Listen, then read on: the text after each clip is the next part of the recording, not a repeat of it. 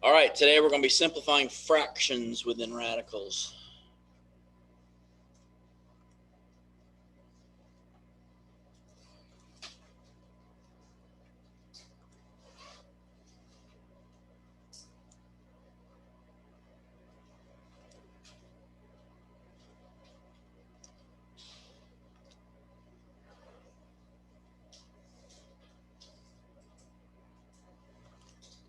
Simplifying fractions within radicals.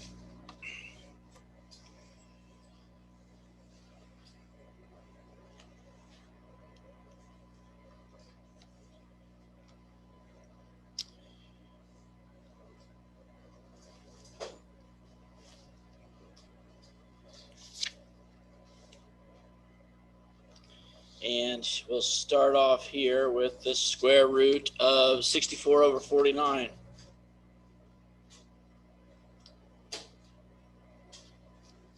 All right, when you've got a fraction underneath a radical, that is the same thing as having the radical in the numerator and in the denominator. All right, the fraction under one big radical is the same as a radical over the numerator and a radical over the denominator. And in this case, both the numerator and the denominator are perfect squares. So this simplifies very cleanly as 8 over 7. And you are finished. That's the cleanest type of fraction you'll simplify with a radical. And then you'll progress to something that looks like we got 8x to the third now over 50x.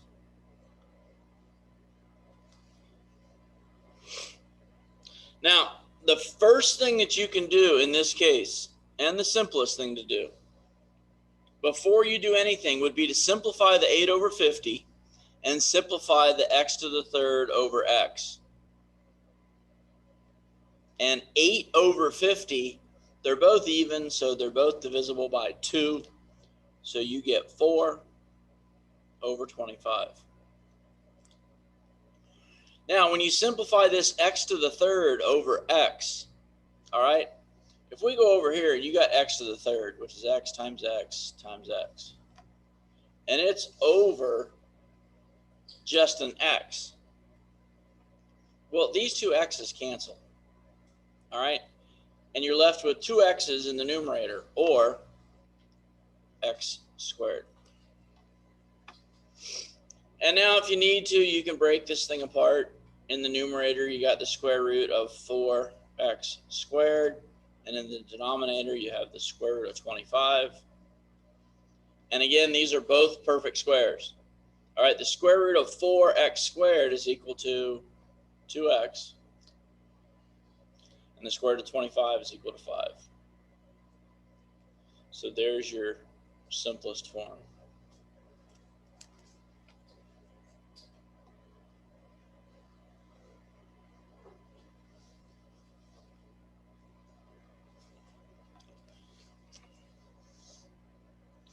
Square root of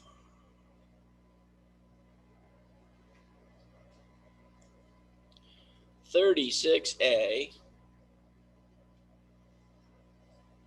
over 4a to the third.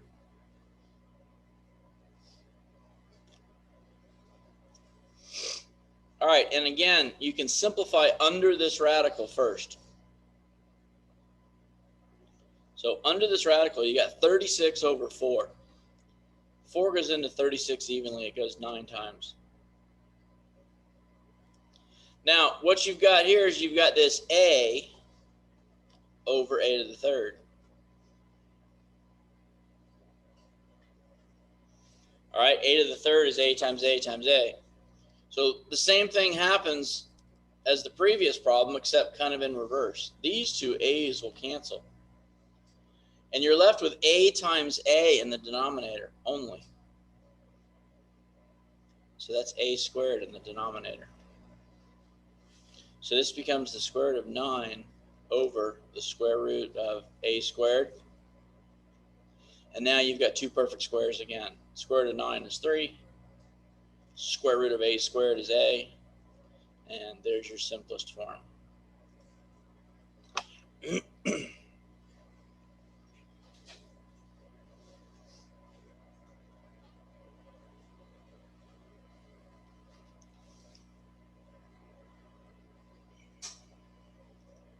And we'll take a look at here. We got square root of 25y to the third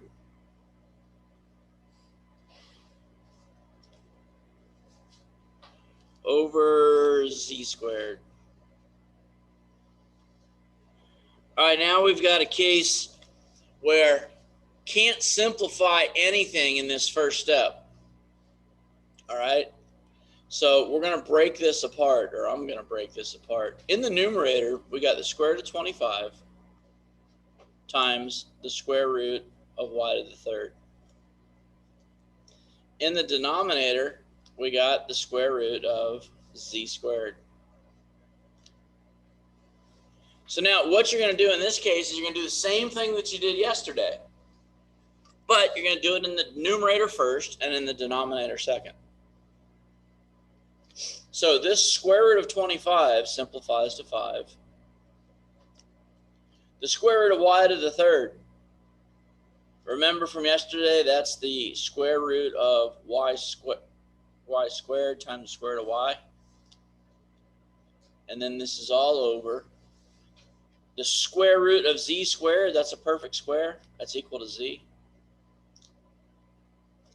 And then we can simplify this square root of y squared because it's a perfect square. And the square root of y squared is equal to y. And then again, like yesterday, you can put this thing back together now. You can multiply what's outside of the radical times what's outside of the radical. So in the numerator, you got a 5 times y, which is 5y, times square root of y. And this is all over z. All right, so again, it's like yesterday where you're taking stuff apart, breaking it down, and then putting it back together. But in this case, you had to do it in the numerator and in the denominator. All right, everybody good with that?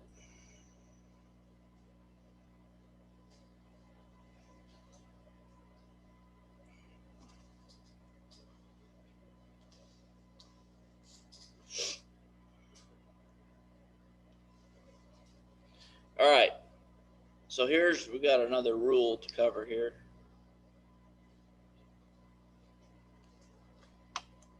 We're going to say when a radicand, when a radical in a denominator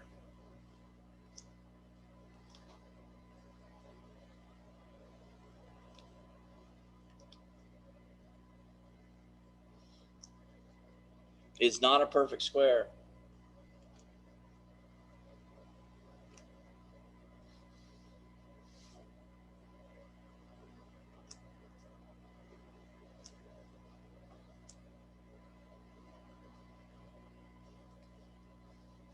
you may need to rationalize the denominator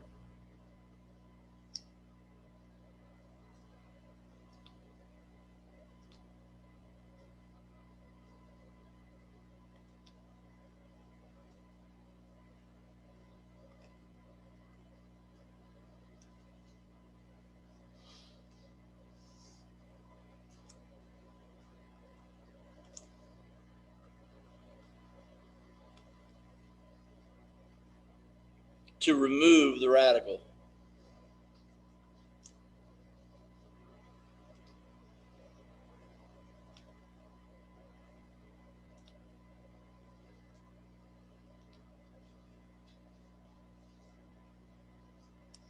All right, and to shorten that up, it basically means is when you see a radical in the denominator, the technique is called rationalizing the denominator. And I'm going to show you what it looks like here. So if we are still simplifying radicals and we've got, let's say we got the square root of 3/7. All right, the square root of 3/7 is the same as the square root of 3 over the square root of 7. Okay? Now, there's a couple things going on right here. Number one, in this first square root of 3 over 7, a radical is not in simplest form if it has a fraction underneath the radical. All right? So if you break this thing apart to get the fraction out from underneath the radical, you get the square root of 3 over the square root of 7. Well, the other rule in algebra is that you can't have a radical in the denominator. All right? So neither of these are in simplest form. Now, when there's a radical in the denominator, when a radical in a denominator is not a perfect square, 7 is not a perfect square, you need to rationalize the denominator to remove the radical. Rationalizing the denominator means to multiply both the numerator and the denominator by what's in the denominator. All right? So what you do right here is you take the square root of 7 over the square root of 7. You multiply the original fraction by the square root of 7 in the numerator and the denominator. And you're allowed to do that because the square root of 7 over the square root of 7 is the same as 1. And in math, you can multiply anything by 1 and you don't change its identity. But what you're allowed, or what this allows you to do here is, when you take the square root of 3 times the square root of 7, you get the square root of 21. And in the denominator, the square root of 7 times the square root of 7, anytime you multiply a radical by itself or times it by itself, all it does is it eliminates the radical. All right? The square root of 7 times the square root of 7 is equal to the square root of 49. And the square root of 49 is equal to 7. So by multiplying something under the radical by itself, the end result is you eliminate the radical. So in the denominator here, you have a 7. And now what you got is under the radical, you have no perfect square factors, you have no fractions underneath the radical, and you have no radicals in the denominator. So now you're in simplest form.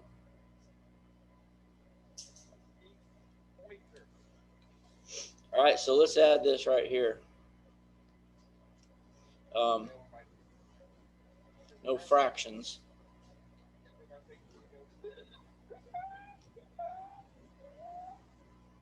Under the radical.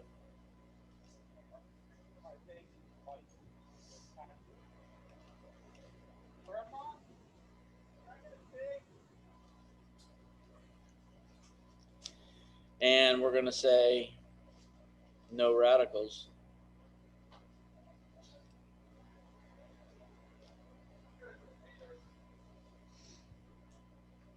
In the denominator.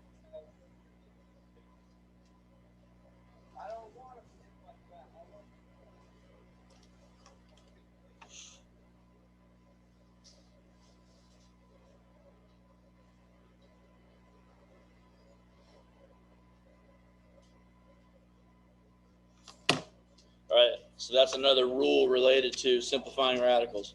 No fractions under the radical, no radicals in the denominator. So let's take a look at the square root of 7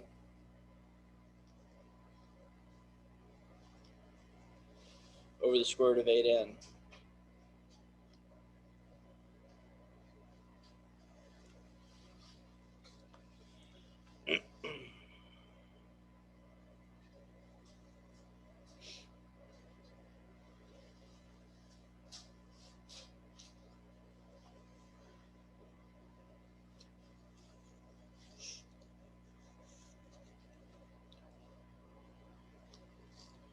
Let's take this right off the get-go and multiply it by the square root of 8n over the square root of 8n.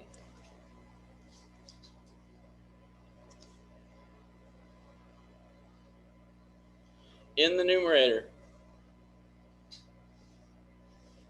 get the square root of 56n. In the denominator, square root of 8n times the square root of 8n is just 8n. All right, now we got some work to do in the numerator, because in this 56, there's an 8. And in that 8 is a 4. All right, let's see if there's anything bigger that goes into 56.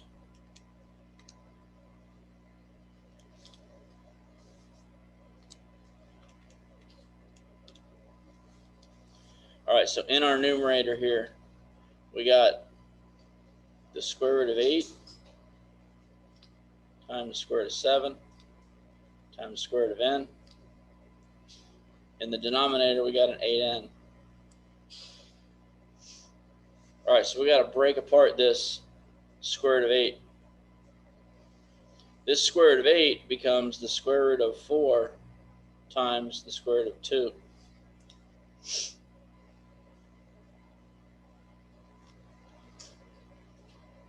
And this square root of 4 right here is equal to just 2. So now, this numerator has been simplified as far as we can. So we're going to multiply. The only thing we got outside the numerator, outside the radical up top, is this 2. And then inside the radical, we got a 2 times a 7 times an n. So that's 14n. In the denominator, we've got this 8n. All right, and again, for this one little simple looking problem, we got some work left to do still, because outside the radical, we got a 2 over 8. And a 2 over 8 simplifies to a 1 over 4. So in the numerator, we don't write this 1 in front of the radical, it's implied. So in the numerator, we got 14n. In the denominator, we have 4n. And we can't do anything more because the n in the numerator is under the radical and the n in the denominator isn't. Same with the 4 and the 14. The 14 is under the radical and the 4 isn't. So right here we are in simplest form. We meet all the criteria. No perfect square factors under the radical. No fractions under the radical. And no radicals in the denominator.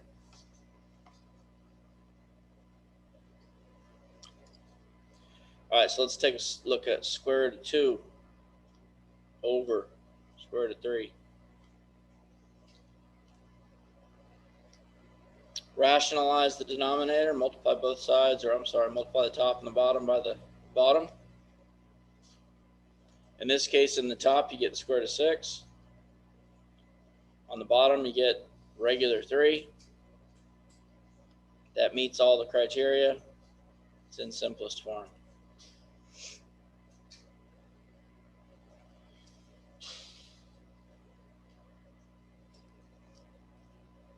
Square root of 5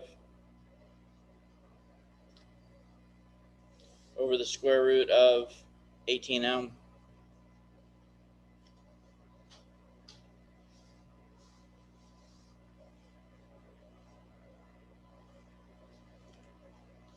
Now, you can either multiply the numerator and the denominator by the 18m, or you can simplify the bottom first. I'm going to just multiply by the square root of 18m.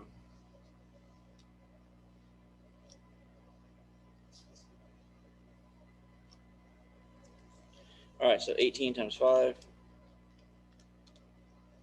we get square root of 90m in the numerator.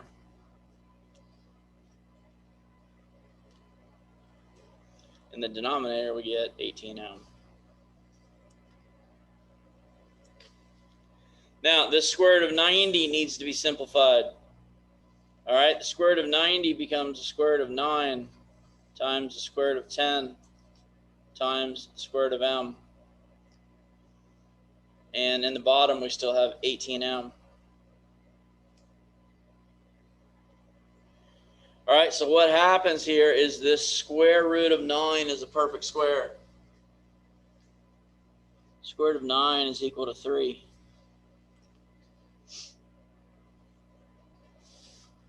this 3 over 18 becomes a 1 over 6. Now we put back together this numerator.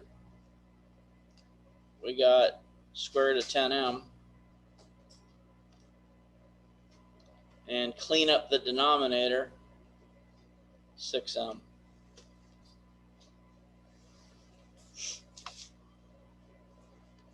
So there's your simplest form.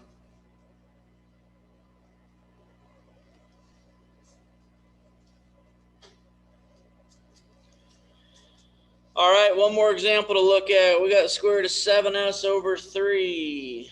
The square root of 7s over 3. That's the square root of 7s over the square root of 3.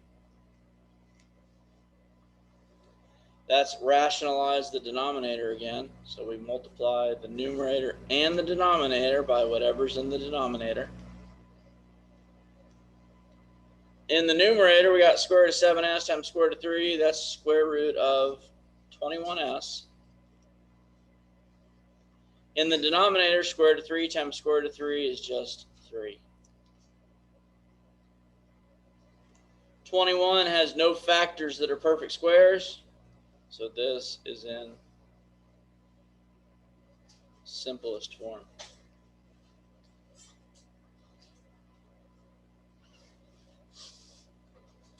Anybody have any questions on simplifying these fractions with radicals? Your practice for today. Your practice will be page 623. Looks like we got 4 through 6.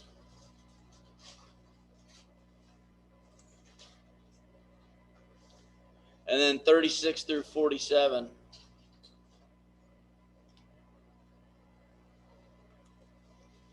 All right, and again, that goes in the basket when you're done.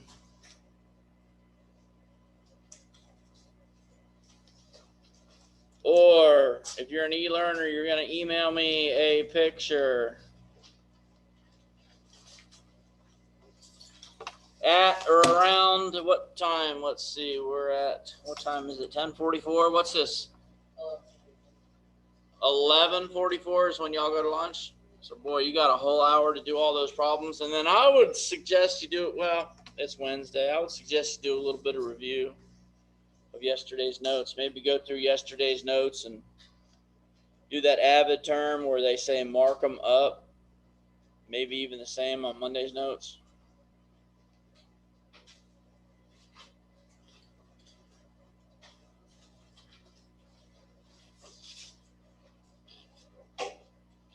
If you don't have any questions from home, you are excused from this meeting.